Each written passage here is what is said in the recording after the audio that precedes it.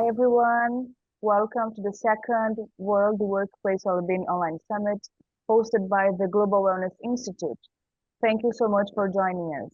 My name is Joana Kibes. I'm a member of the Workplace Wellbeing Initiative and I will moderate this session.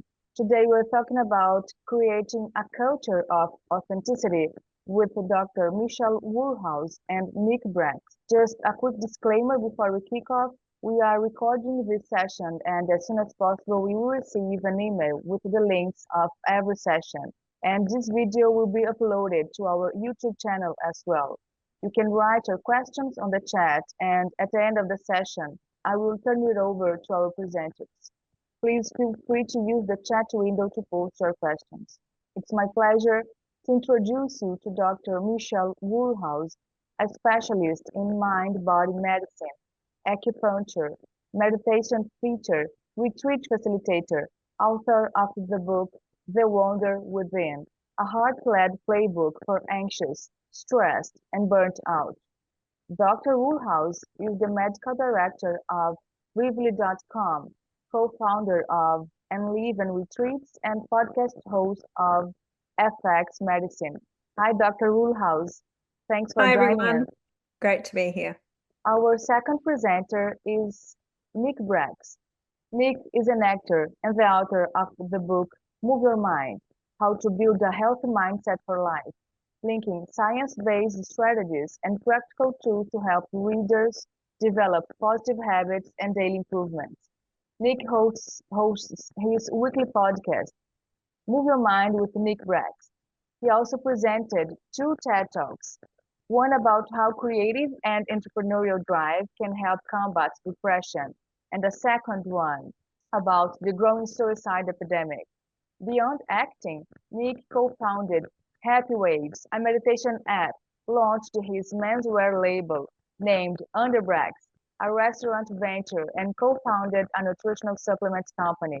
Splitting his time between Australia and the US, he's joining us for the second time as the same as Dr. Woolhouse. Hi, Nick. Thanks for joining us. Hey, Jonah. Hi, Michelle. Thanks so much for having me. How are you, Nick? Good. Fab. Do you want to start us off, John, or should we just, how would you like us to start? Feel at home. You can just start. Feel at home. Okay, great.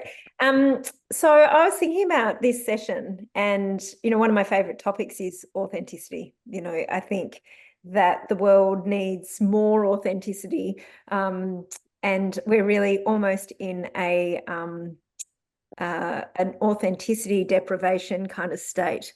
But yet people kind of crave a sense of authenticity, in their daily lives. And there's something almost quite magical when you are in, I guess, the presence of someone that is truly authentic to themselves.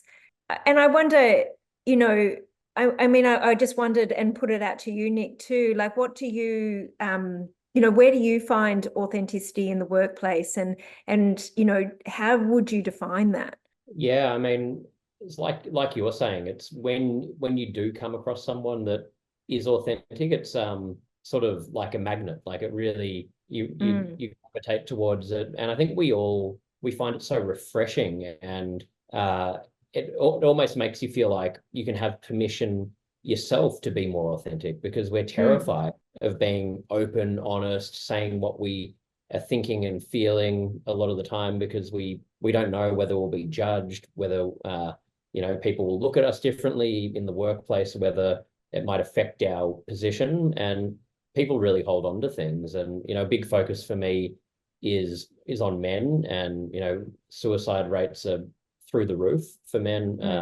I've worked in the construction industry and seen firsthand how bad it is there, and a lot of it really is to do with that authenticity side of things, where these cultures are so embedded. And from what I can see in companies, everyone wants these changes to happen, and there's a big push being, going towards it. But I guess it's like changing anything. It's so embedded that it just takes such a concerted effort, and you need everyone participating. So it's really difficult, and I think it's probably a slow grind over time.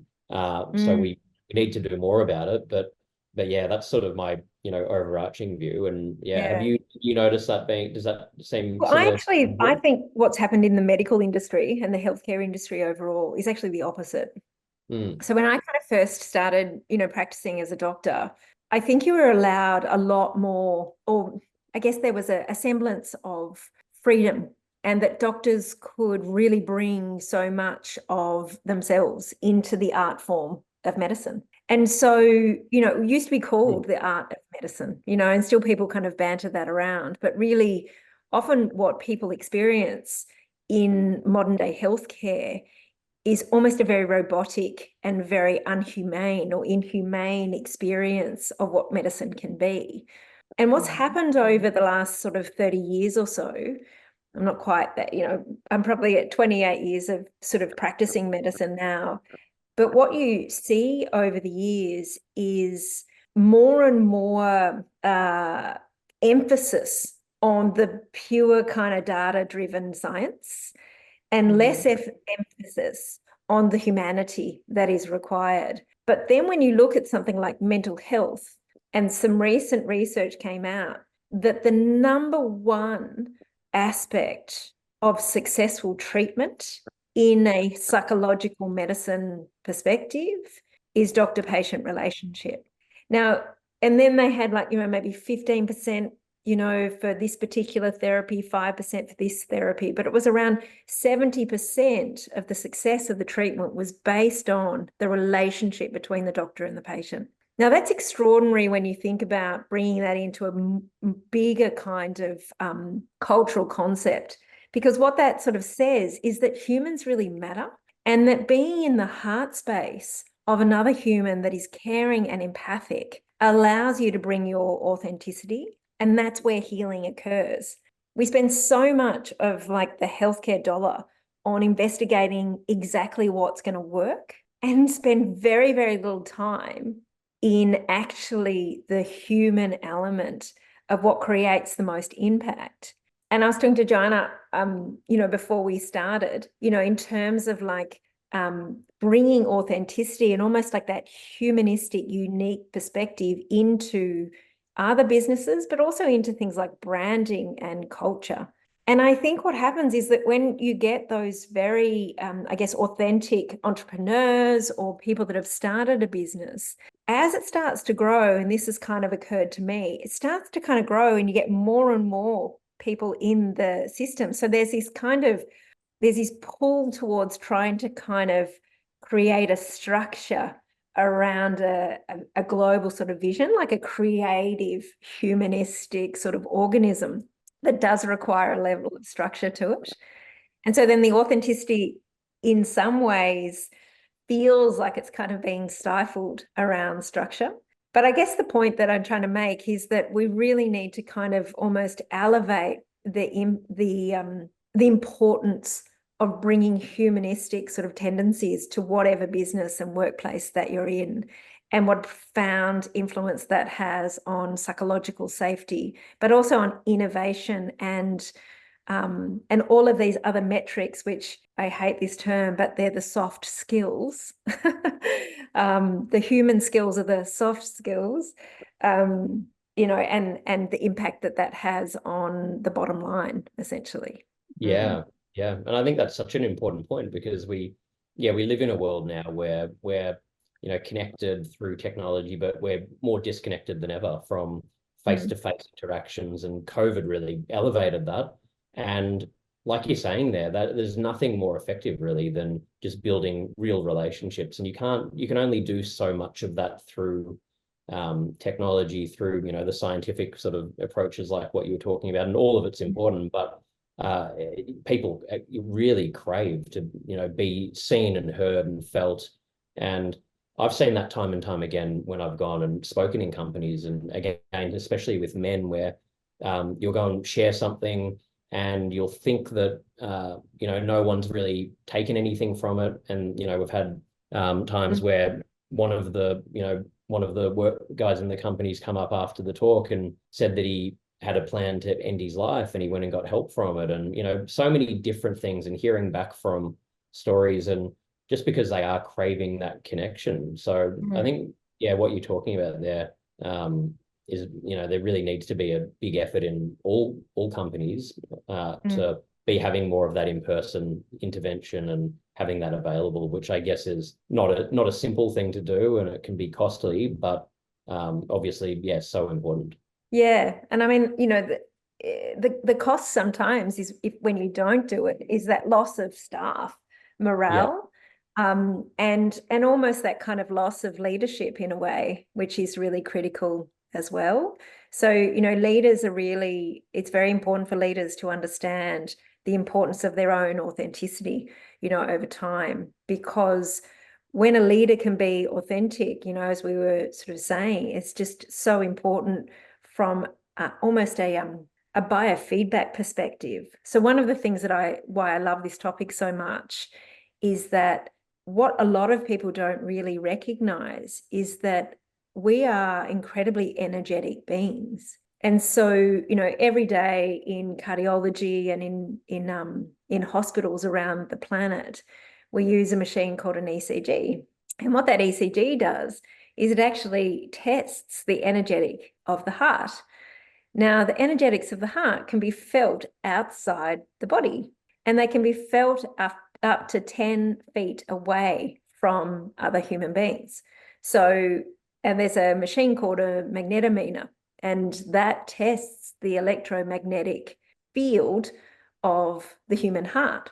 And so it's one of the strongest electromagnetic fields of the body. And so when we sit in communication with another person, we're effectively sitting in their heart space, and we're effectively sitting in the energetics of their heart.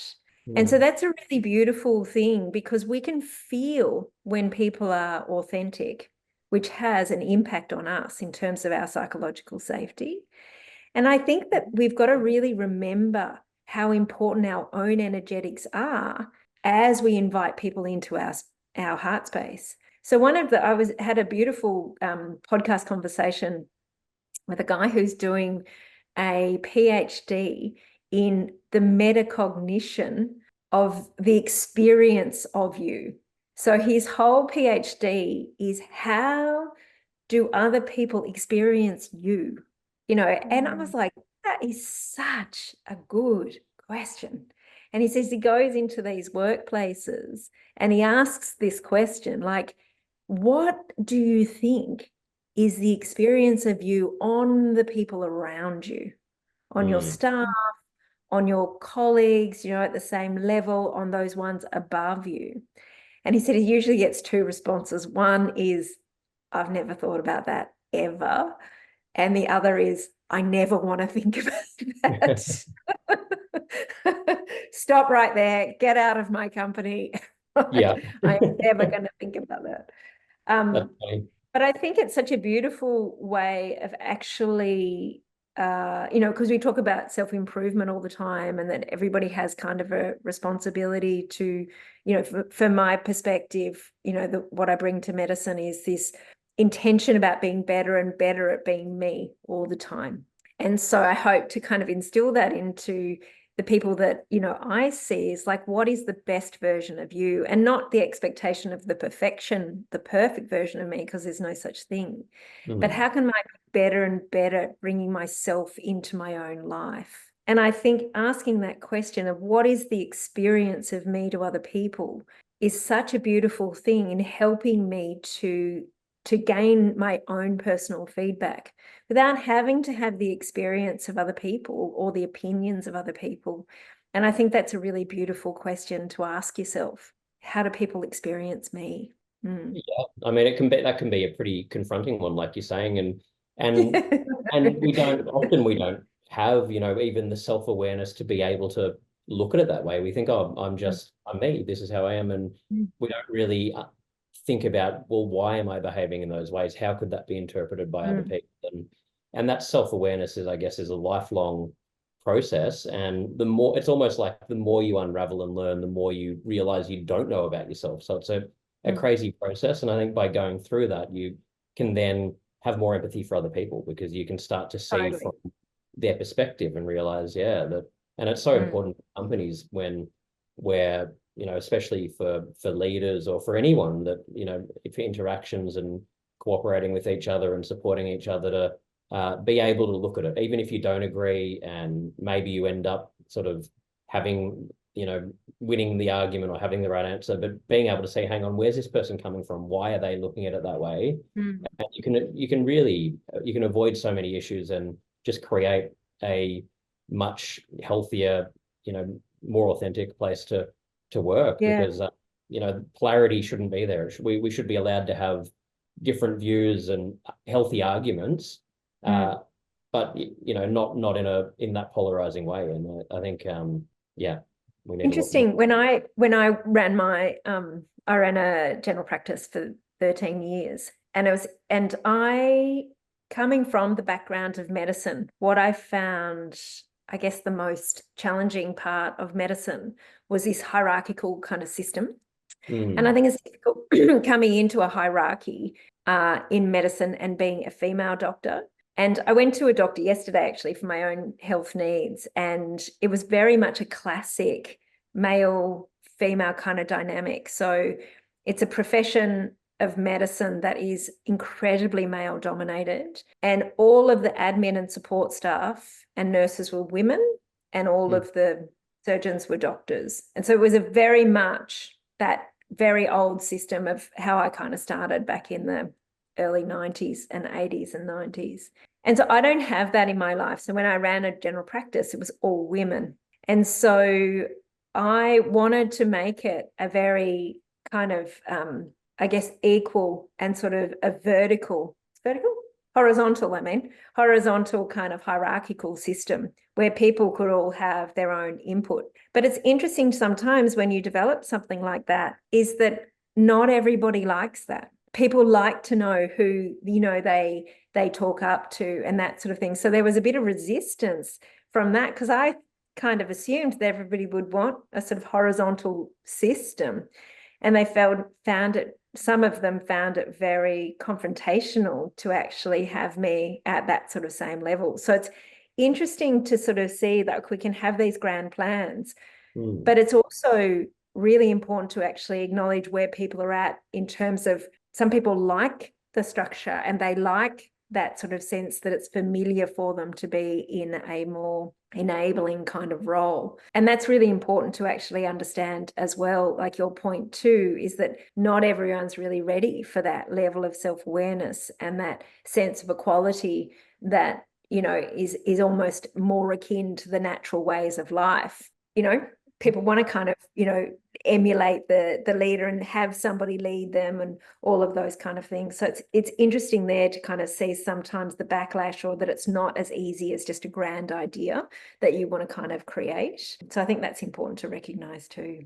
I think that's such an important point, because we can have all those grand ideas, but it's never going to be as simple, like you're saying. And I guess it comes back to authenticity, just being honest about, okay, well, maybe not everyone wants to be a leader, and that's fine. But it's we need to be able to just talk openly and honestly about, what we want, where we want to fit, how we want to go about things. And I think we're told in the more so than ever in the world that we need to be this, we need to be that, and people probably feel like sometimes they need to be something they're not, and that can lead to problems as well. So I think just the more honest and open we can be about who we are, where we're at right now, maybe that will change in the future, but this is where I'm at, this is what I need at the moment, and try and have communication around that, I think can make a big difference. Yeah, absolutely.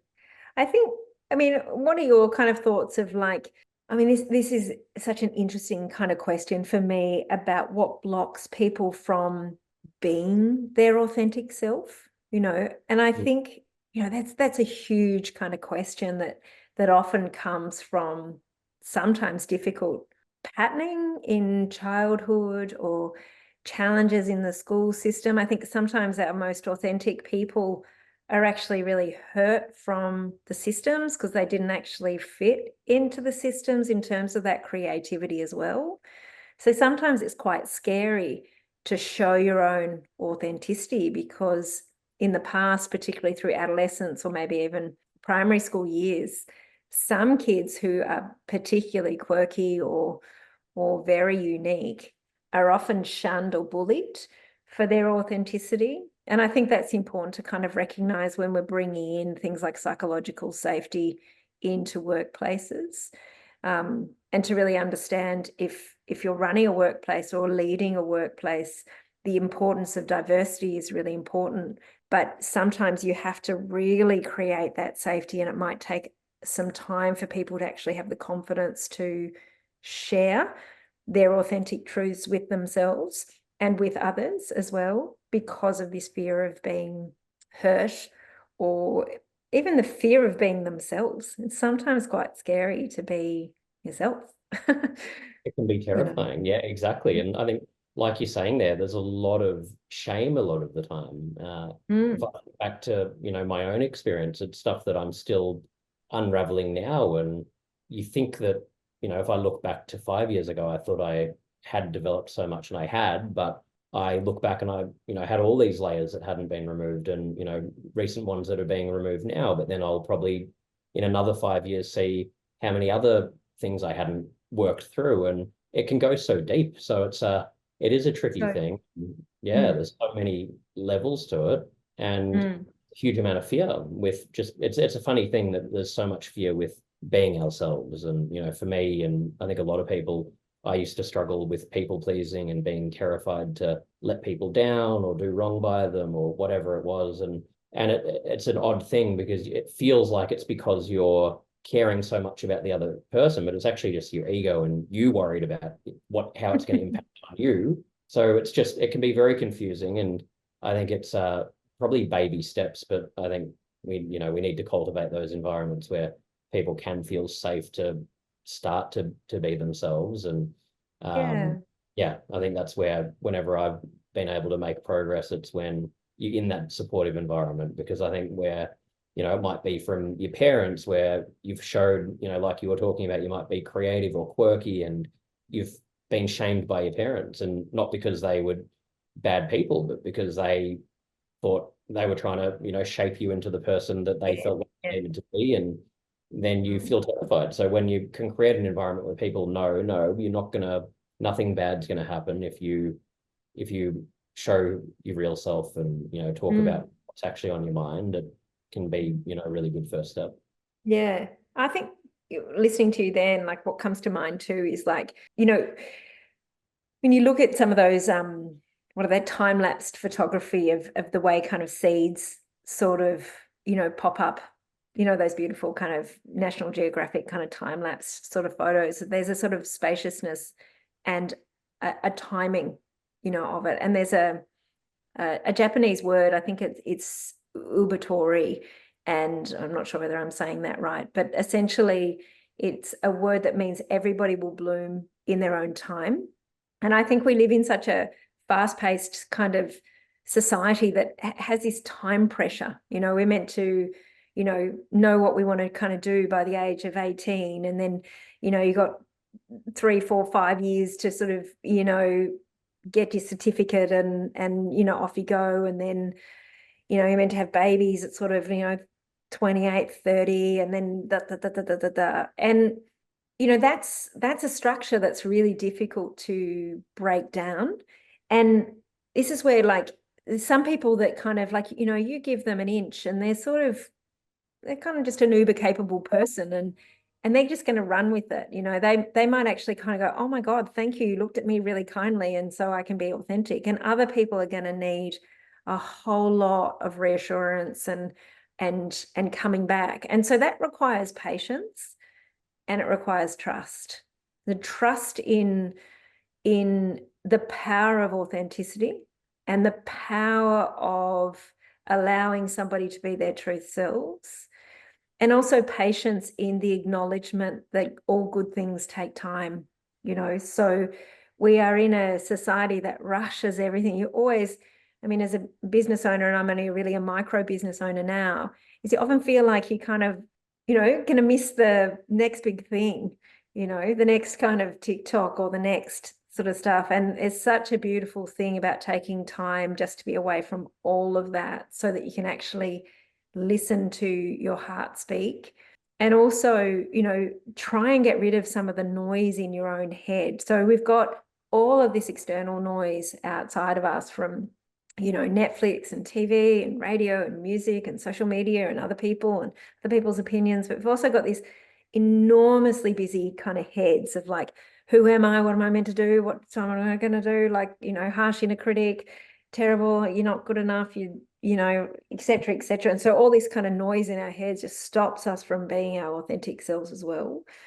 And so I think we kind of really have to acknowledge the power of it for our own lived life experience.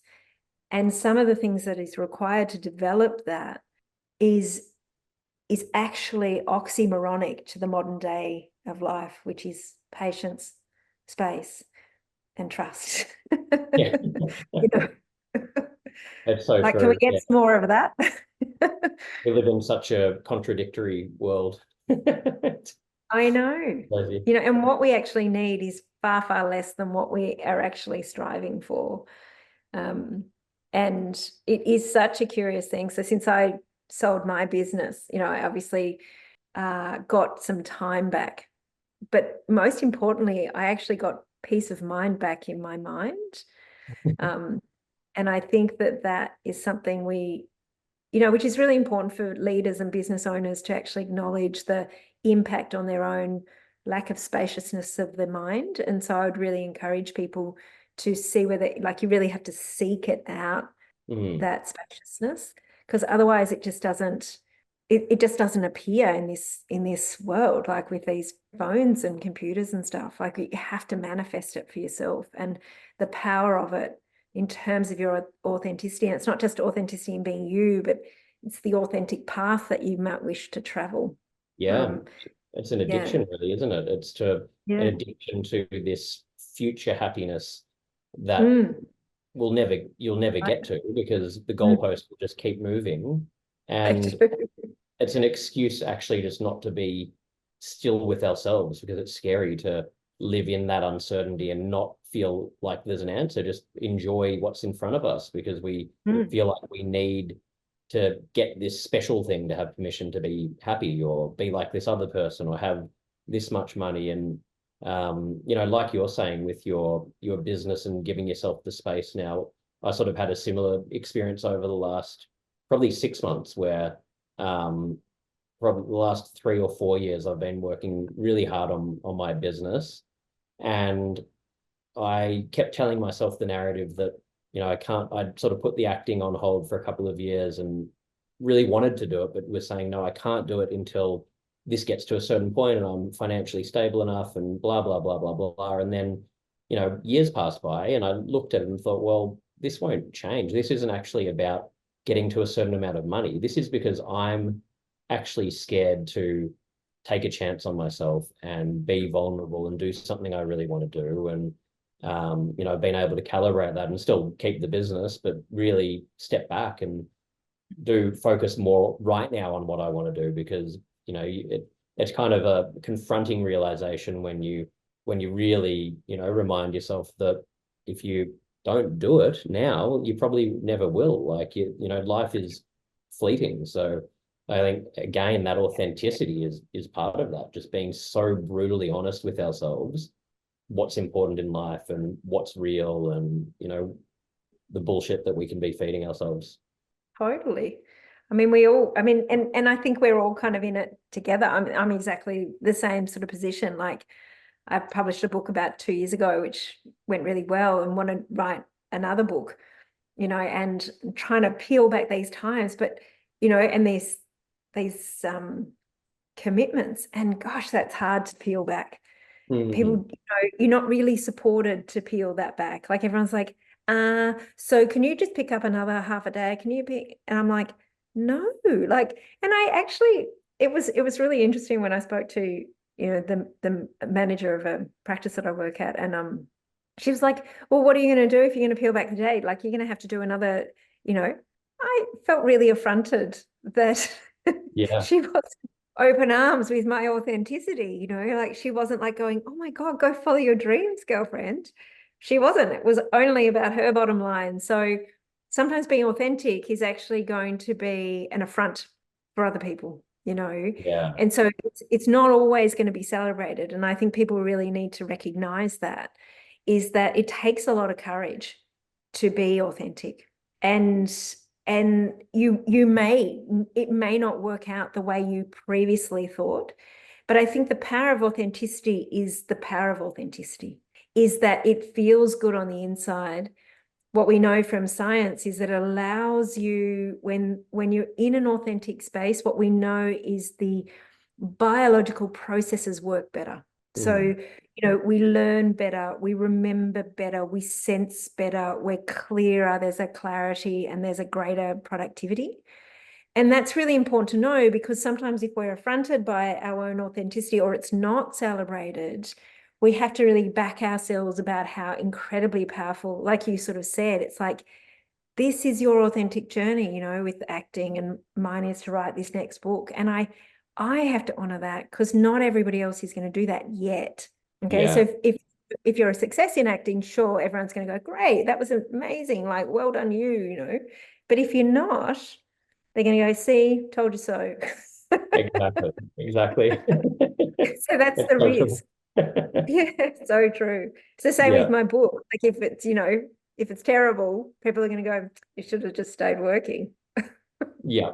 And then when it's a success, they all want to be part of it. They want to share in that success with you. So it's, So I think there's, like you're saying, just got to be comfortable with knowing that you can't please everyone, no matter what. If you want to put yourself out there and be yourself, some people will like you, some people won't. And you've got to be okay with that, because it's impossible to have everyone agree with you, everyone like you. Even if you have the best-selling book in the world, there'll be people that don't like it. So that's right. Or bestseller, number one film in the world, there'll be people that don't like it, or whatever the hell it is. So I think it's just being, if you're true to yourself and you know why you want to do it, then the rest can be a bit easier to handle. Yeah, and also not taking people's criticisms as personally. Like, even though they might be personal, they might come across as personal, and they might actually want, the person giving the criticism might actually want you to take it personally. But I think it's as you start to become more authentic and have that sort of spaciousness, you can kind of see a lot of people's criticism as projections of themselves. And not that, like, other people's opinions don't sometimes matter, but more actually like just having that little bit of spaciousness to understand that, you were true to yourself. If that person didn't like it, then that person didn't like it. It doesn't make you a bad person, and it doesn't make what you did bad. And so just giving yourself a little bit of room not to take things personally, particularly as business owners or business leaders. And also, Joanna and I were sort of talking about brands, so some brands don't work for everyone. Authentic brands are like, okay, well, we're actually not for you. This isn't a good service, this isn't a good match, and that's okay too. And that takes, again, courage to sort of say, no, we're sticking with this lane because this is what we believe is the lane that kind of suits us, and that we can be authentically true to ourselves and value and service and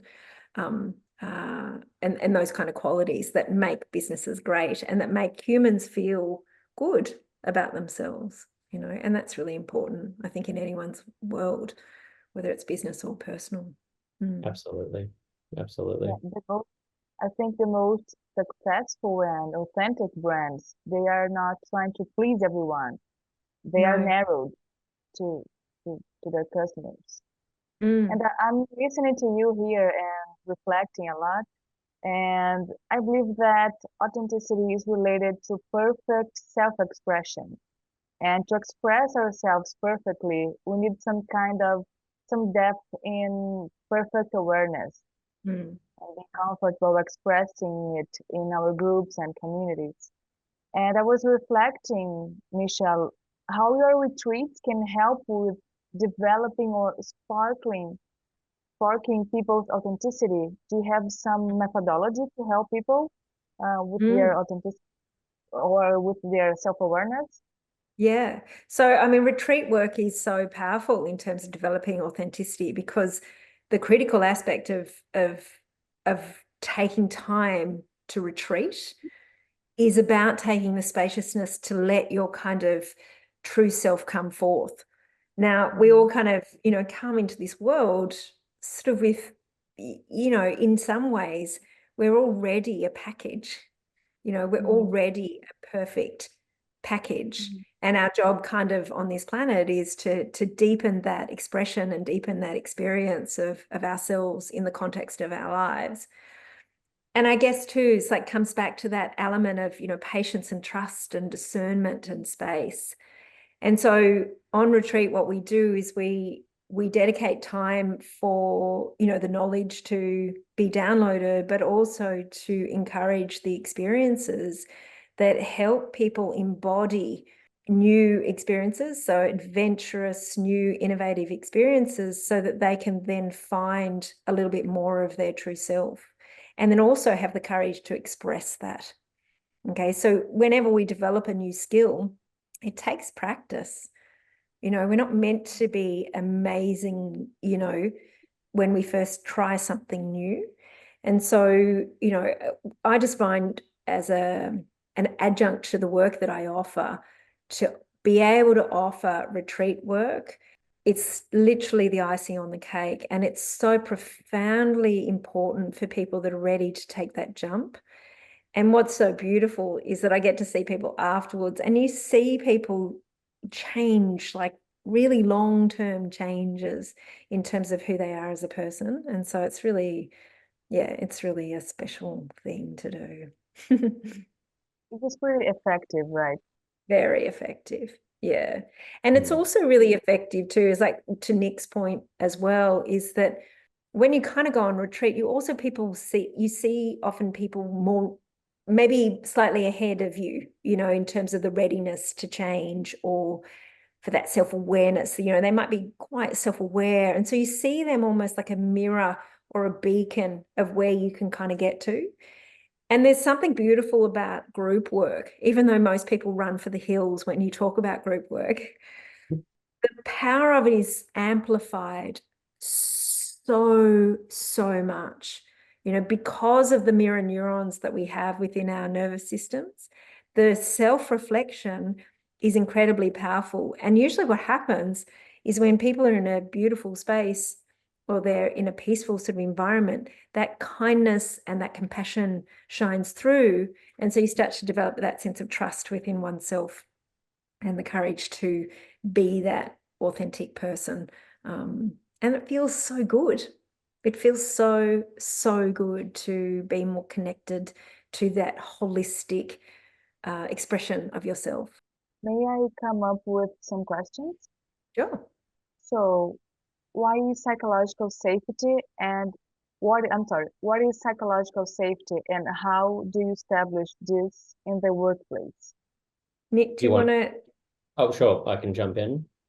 Yeah, well, psychological safety, I guess, is feeling comfortable to express yourself, feeling like that we can be heard, have our opinions. I think in the workplace, all of this needs to be led from the top down, and you know, these changes don't happen unless everyone can really be on board. So it requires that conversation and you know, not trying to just do it for the sake of doing it, but taking the time to talk to people, I guess, like Michelle was talking about with that in-person intervention, really, you know, letting people be heard, talking to them, trying to encourage other people to be leaders. And so I think psychological safety is really nurturing and creating that environment where everyone can feel like that, and yeah, gradually, you know, changing that culture. And I think psychological safety is like one of the most important aspects is the safety mechanism of that. So safety is when humans don't feel safe, they feel under threat. And when they feel under threat, they shut down.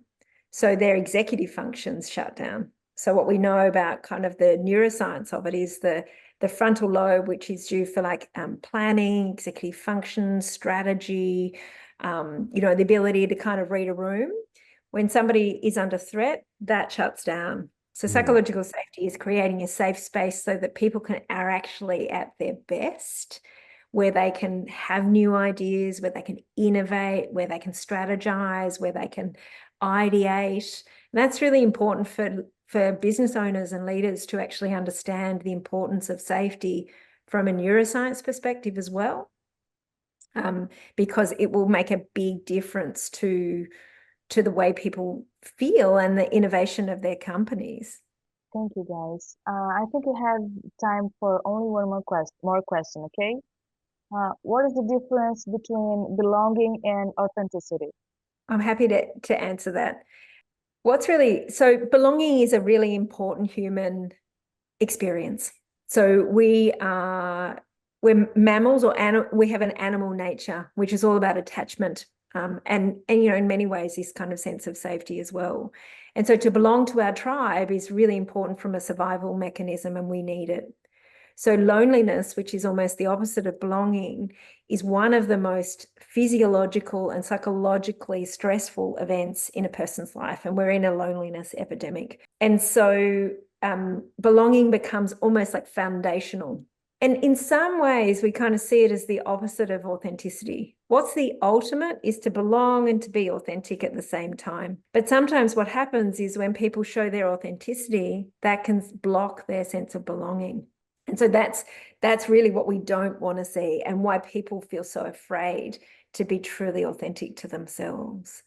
And so we're geared physiologically towards belonging, but it's almost like our own flowering, our own reaching that optimal potential is authenticity. So we don't need it to survive in this life. We don't need to be authentic, but in order to truly thrive and to flourish and to have our true expression of ourselves, that combination of belonging and authenticity becomes the most powerful thing to go for. Yeah, absolutely. It's been amazing, but seems like we are out of time. So thank you so much for sharing your time with us and your experience with us. I hope you enjoyed our conversation, and see you tomorrow for our next session about alcohol in the workplace with Jocelyn Faith. And stay tuned to our agenda for the whole month. Fabulous. Thanks, everyone. Thanks so much.